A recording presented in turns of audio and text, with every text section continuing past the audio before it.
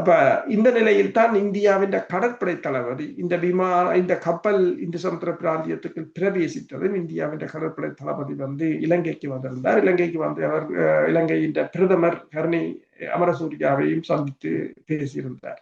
ஹரணி அமரசூரியா இந்தியாவுக்கு கௌரவர் டாக்டர் பட்டம் பெறுவதற்காக போக இருப்பது தெரிந்தபடியே என்னென்று சொன்னால் ஒட்டுமொத்தமாக உலகமே ஒரு குழப்பம் அடைந்த நிலையில் தான் இருக்கிறார்.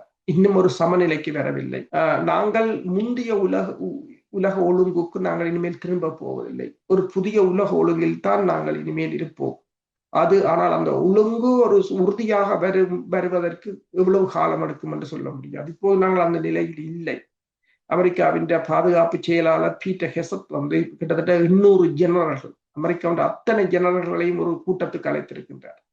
அந்த கூட்டம் என்ன சொல்ல போகிறார்கள்? அந்த கூட்டம் தான் எதிர்வரும் காலத்தில் அமெரிக்காவின் தலைவிதியை தீர்மானிக்க போகின்றது. என்னென்று சொன்னால், அதாவது சீனா அண்மையில் மேற்கொண்ட படைத்துறை ஒத்திகை அது உலகத்தை புரட்டி போட்டிருக்கிறது. கடற்படை கப்பல்களை, விமானம் தாங்கி கப்பல்களை நீங்கள் பார்த்தீர்கள் சொன்னால், அமெரிக்காவின் ஃபோர்ட் ஜெராட் அந்த விமானம் தாங்கி கப்பலும் சீனாவின் பிஜுயா என்ற கப்பலும் தான் அந்த மேக்னெட்டிக் ஃபீல்ட் மூலம், எலக்ட்ரோ மேக்னெட்டிக் ஃபீல்ட் மூலம் விமானங்களை அந்த கப்பலில் இருந்து மேலெழுவதற்குரிய பொறிமுறை கொண்டது.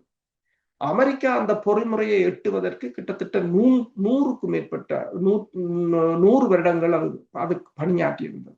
ஆனால் சீனா ஒரு நினைக்கிறேன் 10-20 வருடத்துக்குள் அந்த தொழில்நுட்பத்தை பெற்றுவிட்டது.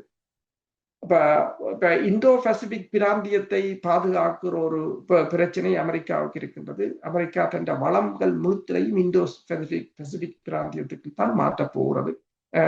ஆப்பிரிக்கன் சென்ட்ரல் கமாண்டையும் ஆசியாவின் மத்திய கட்டளை பீடத்தையும் பசிபிக்கு மாற்றுவது தொடர்பாகத்தான் யோசிக்கிறார்கள். என்னென்று சொன்னால், வளங்கள் எல்லாத்தையும் ஒரு பக்கம் குவிப்பதற்காக அவர்கள் யோசிக்கிறார்கள். அப்ப இந்த நிலையில் தான் இந்தோ பசிபிக் பிராந்தியத்தில் சீனாவும் தனது ஆளுமையை அதிகரிக்க வேண்டும் என்று சொன்னால் இந்து சமுத்திர பிராந்தியம் சீனாவுக்கு முக்கியமானது.